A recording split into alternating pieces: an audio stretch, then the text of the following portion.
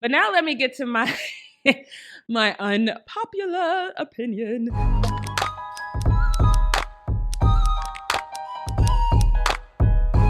I came to this unpopular opinion yesterday when I was out and about. I went to the beauty supply store. I went to Ralph's.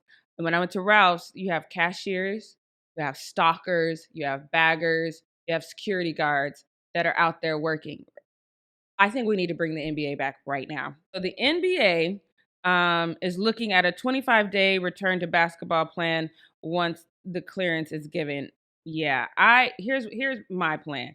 That's all well and good, NBA. I appreciate you guys doing that, but here's what I think they should do. Right. So technically, the regular season it would have ended. Well, so it's supposed to end on April 15th if everything had gone as planned.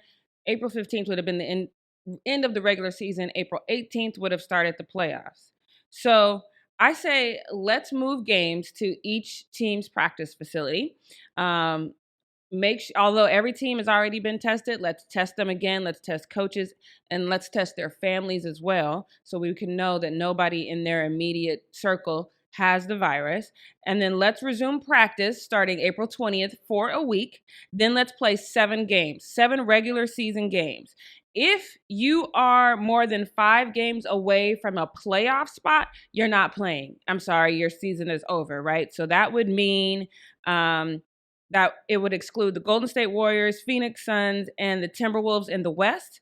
And then it would exclude the Hawks, Detroit Pistons, Cavs, and Knicks, and Hornets and the Bulls in the East. So everyone has to wear protective gear in the facility, excluding the players. So the coaches would have to. And the only reason I'm excluding the players is because if you've walked around in a grocery store with your mask and gloves, first of all, you can't grip a basketball properly with gloves on. Secondly, you know how hot it gets under that mask, and that's going to be a lot.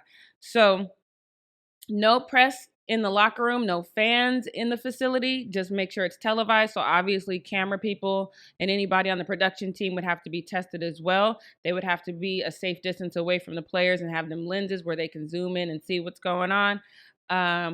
There'll be a designated area for them to talk to press afterwards, separated by some sort of plexiglass or something like that. Everyone in the press room would have to have on protective gear. So, and I'm saying this because we can't live like this. This is not healthy. We're 4 weeks into social distancing. I'm seeing more and more people. We had about a week and a half here in Hollywood where I saw people were actually, honoring it. But now the weather is getting nice. Half of the people out here in LA are transplants. They moved out here for the weather anyway. We cannot live like this. Sports is a huge release for a lot of us. It is something for us to watch our favorite athletes, our favorite King James go out there and do his thing, to root for him against the haters. It is a psychological release. And if we know that the government is skewing numbers anyway, and if we're okay to put people, the average Joe who doesn't have the financial means to overcome something should it happen, it doesn't make sense to me to not put these athletes who are in better health, who would probably, we know nobody in the NBA who has contracted the virus has even had to be hospitalized. So I'm saying let's get back to basketball right now.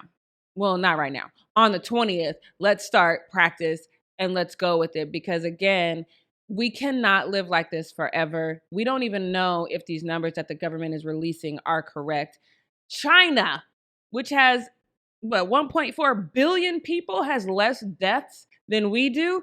I know I've been trying to tell you guys to steer clear of conspiracy theories, but sometimes the math just don't make sense. It doesn't make sense for 1.4 billion people to have less deaths from this disease than we do. Doesn't make sense. I'm saying let's get back to basketball. Let's be careful, but let's get back to basketball right now. Okay? Some of you guys probably listening to this like, oh, she crazy. I'm not crazy. I'm tired of sitting in the house and not having nothing to do but watch these weird ass shows. I don't care nothing about the Tiger King. I've not watched that show, and I'm not gonna watch that show because I have a feeling it's probably racist as hell. So I'm not watching that. I have watched The Banker. I've watched Uncorked. I really highly recommend you watch that. We'll be talking about that on The Opposite Reaction. But I am not the sit around and watch TV person. I literally watch sports and Bob's Burgers.